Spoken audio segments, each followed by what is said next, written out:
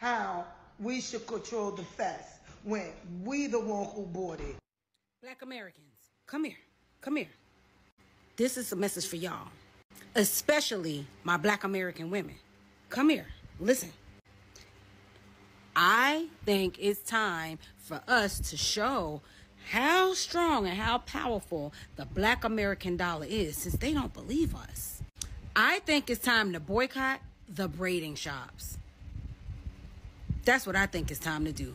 It's time to boycott the braiding shops. Stop going. We know how to braid. Let's braid our own hair. Support our own small businesses. Stop going to the braid shops. Teach them how to have some fucking respect, because they have none. Black American power. Black American dollar. They need us. We don't need them. Remember that. Do I wish there could be unity in a community? Absolutely. But that ain't gonna happen until they give us our fucking respect. And they've never done it. So, fuck all that. Boycott time. No more African braid shops. It's time to boycott the African braid shops. Stop going. Let's show them how powerful our Black American dollar is, since they think we can't control this fucking narrative. Since they think we got everything, let's show them how much we really fucking got. Black American power. Again, I'm going to keep saying it. Like, follow, share, comment below. What you think? Et si comme moi, vous avez regardé cette vidéo de cette afro-descendante ou bien de cette afro-américaine qui appelle au boycott des produits des autres Africains, d'ici déjà le 1er août, les afro-américains ou bien les afro-descendants qui sont en Amérique vont boycotter les business de leurs frères africains, de leurs frères noirs, donc ils sont même afro, de leurs frères noirs au fait. Et quand tu regardes cette vidéo, franchement, quand j'ai regardé cette vidéo, j'étais tellement choquée, ça m'a tellement fait mal. Pourquoi? Parce que j'ai constaté que le mal est tellement profond. Oui, le mal des Noirs, je vais dire des Noirs en général, est tellement profond. Et je pense que c'est une maladie. En fait, c'est une maladie parce que lors de notre licence, lors de notre formation de licence en coaching, on a fait un cours à l'introduction. Le cours de l'introduction de la vidéo était un cours très pertinent. Je vais lire ce cours, je vais lire une partie de ce cours et vous allez comprendre beaucoup de choses. Le cours parle des travaux du docteur Carl O. Simonton. Le docteur Carl O. Simonton, c'était un radiologue spécialisé sur les rayons X des personnes qui ont des problèmes de cancer en Amérique au fait. Et il a fait une expérience, il a fait certaines recherches pour essayer de voir pourquoi est-ce que certaines personnes sont malades, pourquoi certains guérissent, pourquoi d'autres ne guérissent pas, et pourquoi certains, et pourquoi d'autres, même si on les injecte, le cancer vont guérir. Ils ne vont même pas manifester, même pour dire que pour être guéri, ils ne vont même pas manifester la maladie. Et il a fait ses recherches. Et je vais lire cette partie de cours et vous allez comprendre.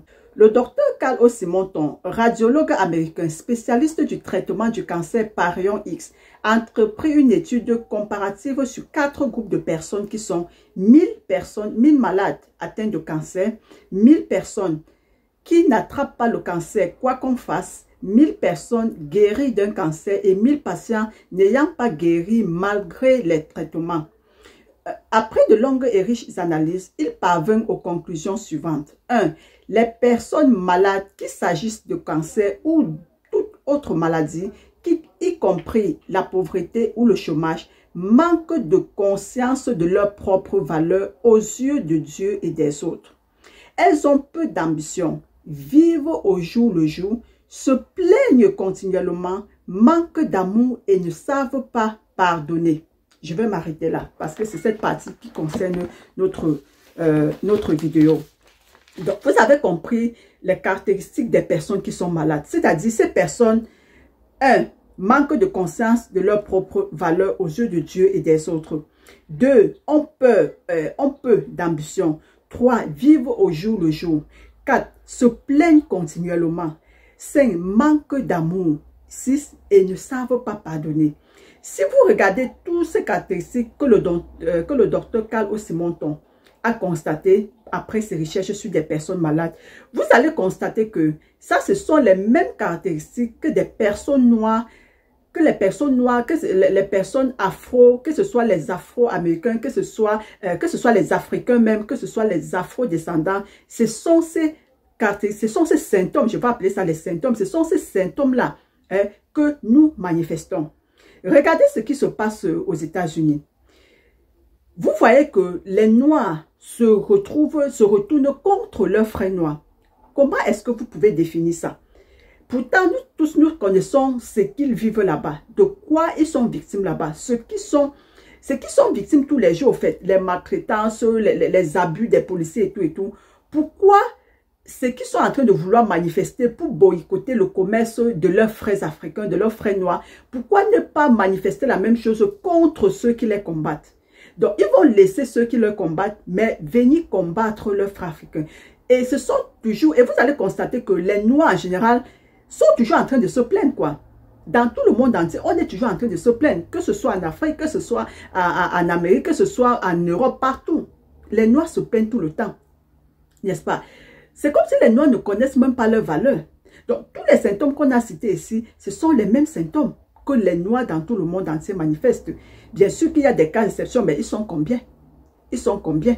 Les exceptions ne comptent pas, parce que je sens s'il y a 10%, ça ne compte pas au fait, n'est-ce pas? Donc, ça c'est ce que je voulais partager avec vous par rapport à cette... C'est pour ça que je vous dis que c'est une maladie au fait. Donc, le problème des Africains ou des Afro-descendants, c'est une maladie. C'est une maladie et on doit guérir cette maladie-là. Là, ce qui est dommage, c'est qu'il y a certaines personnes qui ne peuvent pas guérir. Parce que si c'est une maladie qui s'étend depuis des siècles jusqu'à aujourd'hui, je me dis que cette maladie est incurable, en fait. C'est une maladie incurable si ça s'étend depuis les siècles jusqu'à aujourd'hui. Et la deuxième chose que je veux partager vous ici, c'est que les Africains ont un problème d'identité. Ils ont un problème d'identité. Les Afro-descendants, ils ont un problème d'identité. Voilà des gens qui sont en Amérique. Ils se disent chez nous. Pourtant, eux-mêmes, les Américains ne les reconnaissent pas comme les Américains. Et c'est la même chose que vous allez voir ici en France. Ici en France, vous allez voir certains Africains, certains Afro-descendants qui se revendiquent français. Ils disent, nous sommes des Français. Ils maltraitent leurs frères noirs parce qu'ils se disent que nous sommes des Français. Et pourtant, les Français ne les reconnaissent pas comme des Français. Quand ils se placent devant les Français, ils disent que je suis Français. Le Français va leur demander, mais de quelle origine? Parce que quand je te regarde, tu n'es pas Français. Un Français n'a pas les cheveux crépus. Un Français n'est pas noir, n'est-ce pas? Désolé. Tu es Français, mais de quelle origine au fait? Ton origine, c'est où? Ça, c'est la question que le Français va lui poser. Il ne peut pas se mettre devant le Français. Il va dire, je suis Français. Et les Français vont dire, oui, tu es Français. Non. Les gens même qui se réclament, les Français, je parle des gens de l'île, les gens de l'île qui ont été colonisés, qui sont une partie, on dit, ils sont un département de la France. Mais ce qui est marrant, c'est que tout ce qui se trouve en France ne se trouve pas là-bas. N'est-ce pas? Ça ne se trouve pas là-bas. Et on a vu, il y a eu un truc comme le tremblement de terre qui a détruit ces pays-là. Et on a vu ces départements français-là. On a vu comment les maisons sont là-bas. Les genres de maisons que vous avez vu là-bas, est-ce que vous avez vu ces genres de maisons-là ici en France? Il n'y a pas ça. Les maisons en tôle, en tout, qu'on a monté les murs avec les tôles. Est-ce que vous avez vu ça ici en France? Pourtant, c'est un département français. Ça veut dire, on traite ces pays-là différemment de comment on traite la France. Mais c'est eux les premiers à venir se mettre devant vous dire que nous sommes des Français. C'est-à-dire, ils gonflent, ils se moquent de leurs frères africains en disant qu'ils sont des Français. Pourtant, les Français même ne les reconnaissent pas comme des Français. C'est la même chose que ce qui se passe aux États-Unis. Regardez la vidéo de la dame, regardez ce qu'ils disent. Chez nous, ils disent que vous venez chez nous. Tu dis à ton frère noir, vous venez chez nous. Parfois, je me demande, est-ce qu'en disant ça, est-ce qu'elle regarde même la couleur de la peau? Est-ce qu'elle regarde la couleur de la peau?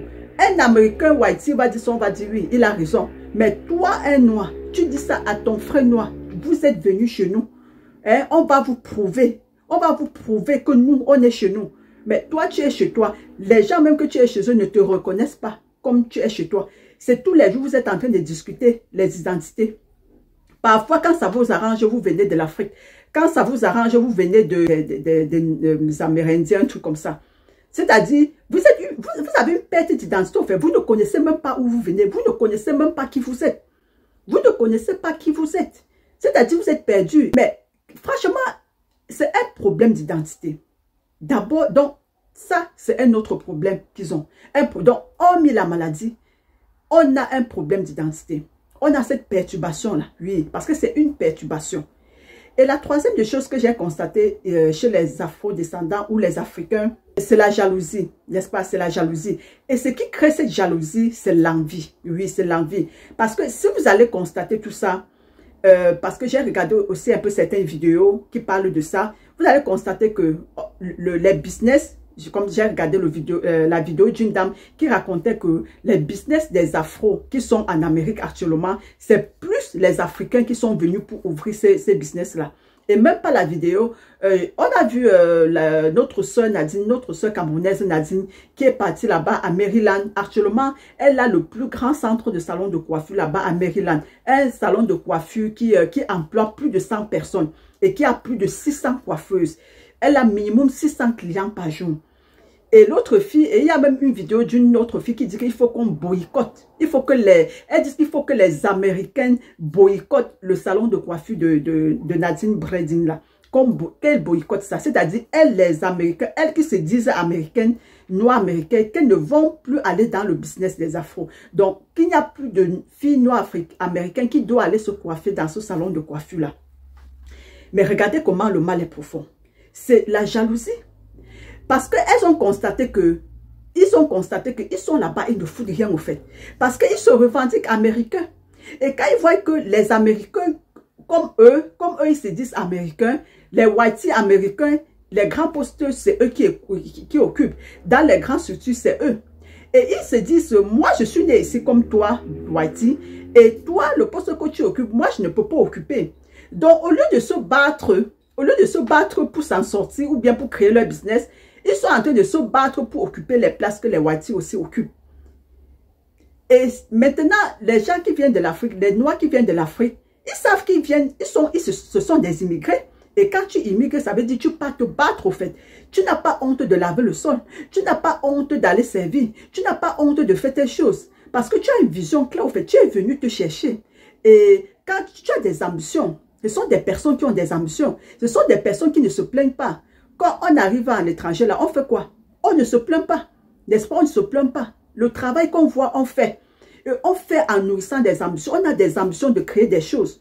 On ne se compare pas aux Français, aux Américains, dans n'importe quel pays, que vous êtes aux Espagnols, aux Allemands. Non, on ne se compare pas à eux. C'est-à-dire, nous là, ce qu'on voit, on fait. Ce qu'on voit qui peut nous mener à bonne port, qui peut nous mener sur la voie de nos ambitions, on le fait. Donc, les Africains qui quittent de l'Afrique, ils sont ambitieux, en fait. Ce sont des personnes qui viennent avec leurs ambitions. Contrairement à eux qui sont sur place, qui se disent américains, ils n'ont pas d'ambition.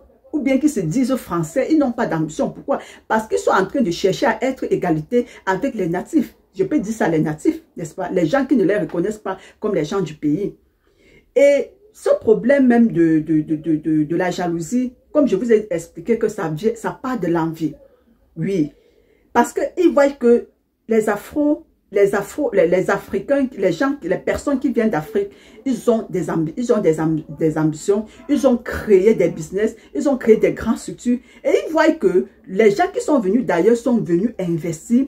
Les gens qui sont venus d'ailleurs ont créé des choses. Les gens qui ont venus d'ailleurs, ils ont des grandes ambitions. Et nous qui sommes sur le terrain, nous, on n'a pas. Nous, on devient des consommateurs.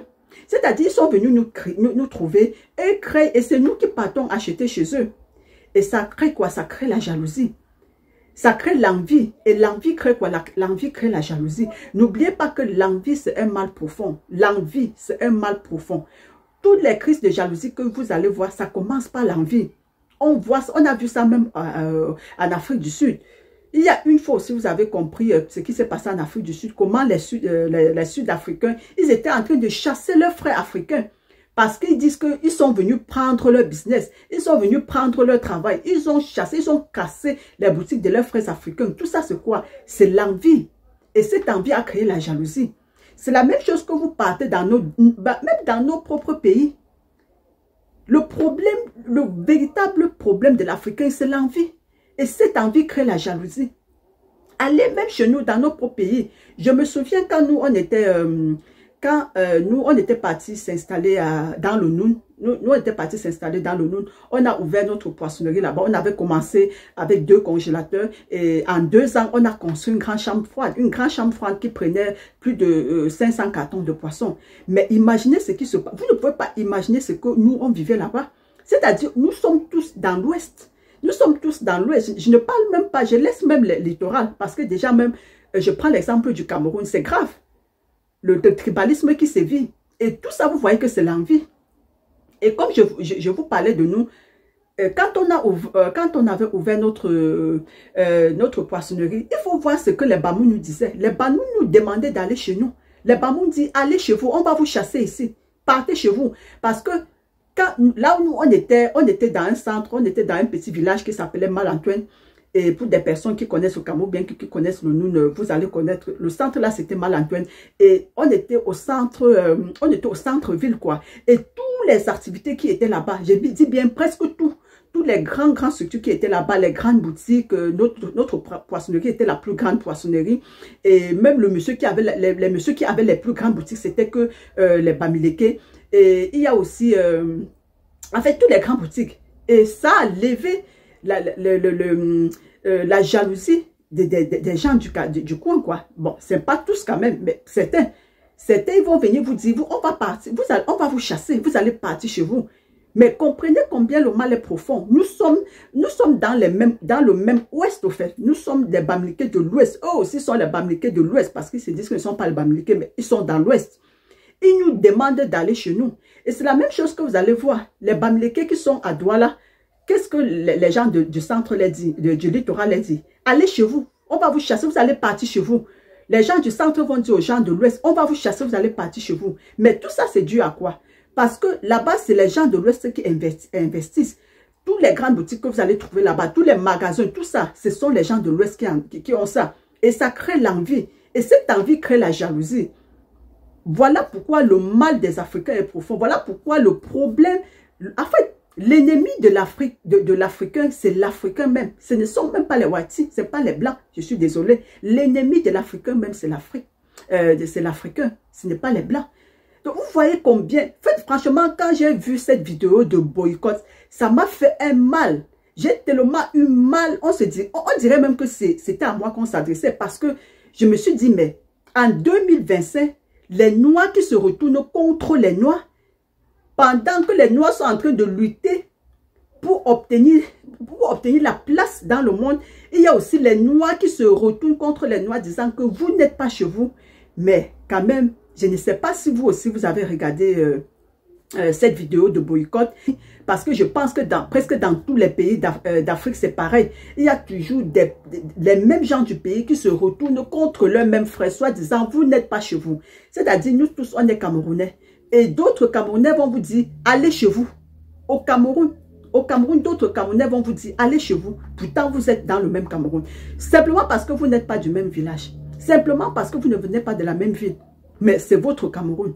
Et tout ça pourquoi? Parce qu'on a envie. Parce que vous avez créé des choses et ça a réveillé l'envie. Ça a réveillé la frustration. Ça a réveillé la jalousie. Et l'envie, c'est un mal très profond. Même le Saint-Coran en parle de ça. Si vous partez dans la sourate 113, le verset 4, je pense le verset 4, un truc comme ça. Quand on demande la protection, c'est une sourate de protection. Le premier verset de la sourate, c'est « Je cherche protection auprès du Seigneur, je cherche protection auprès du Seigneur de l'aube naissante. » Ça, c'est le premier verset. Et le 5e ou le 4e verset dit « Contre le mal de l'envieux, quand il envie. » Parce que quelqu'un peut être envieux et ne pas envier. C'est-à-dire, quand tu peux regarder quelqu'un, tu peux être un envieux, mais tu regardes quelqu'un, tu n'envies pas. Mais la sourate précise contre le mal de l'envieux lorsqu'il envie. Parce que quand il envie, c'est grave. Quand un envieux envie, ça réveille tout au fait. Ça réveille la jalousie, ça réveille la frustration, ça réveille les homicides, ça réveille le vol, ça réveille tout genre de mots au fait. Que Dieu nous en préserve de l'envie. Que Dieu nous en préserve de l'envie. Parce que vous allez voir, qu'est-ce qui crée cette polémique aux États-Unis? C'est l'envie. C'est l'envie. Qu'est-ce qui crée les polémiques dans nos différents pays? c'est l'envie. Entre nous, les Noirs, c'est l'envie.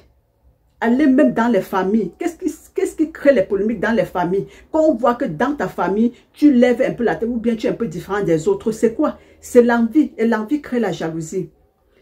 Donc, franchement, j'ai regardé cette vidéo et j'ai compris que le mal est tellement profond. Et que Dieu nous en préserve, que Dieu nous transforme nos cœurs, qu'on quitte de cette maladie d'envie et qu'on cherche à se guérir. Et qu'on cherche à se guérir franchement parce que c'est une maladie de génération en génération. C'est en 2025, on vit encore ce genre de choses. Les choses que nos ancêtres ont combattu, les Martin Luther qui ont combattu, tout ça, les Umnyobe, les ceci, cela, on a combattu pour prendre au moins l'indépendance chez les Blancs. Mais voir que nous, entre nous, Noirs, on se combat. Comment est-ce que les Blancs même vont nous regarder? Hein? Quand on regarde lors de la tuerie qui a fait le soulèvement en Amérique, Black Lives Matter. Black Lives Matter. Pour dire aux Blancs que la vie des Noirs, ça compte aussi. Mais quand on va vous voir sur les rues, dans les rues, quand on va vous regarder dans les rues, en train de vous dire, les Africains retournez chez vous, vous les Noirs, vous allez encore vous retourner contre vos frères Noirs. Mais comment est-ce que les Whites vont vous regarder? Ils vont vous regarder, ils vont rire dans leur cœur. Ils vont voir que vous êtes des égarés, excusez-moi. Mais franchement, on est des égarés. Et qu'on a su, nous, on est des égarés. Et tant qu'on ne guérisse pas de cette maladie, on va rester des égarés. Je ne sais pas ce que toi, qui regardes cette vidéo, tu en penses. Je ne sais pas ce que tu as ressenti en regardant cette vidéo. Je ne sais pas comment, je ne sais pas si ça t'a touché comme ça m'a touché. Partage dans les commentaires. Et on se dit dans la prochaine vidéo. Si tu n'es pas encore abonné, abonne-toi. Partage cette vidéo à quelqu'un. Peut-être ça va éveiller une conscience. C'était Juliette Datsa, votre coach certifié en coaching intégral. On se dit dans la prochaine vidéo. Prenez soin de vous et que Dieu nous préserve de l'envieux qui envie. Ciao.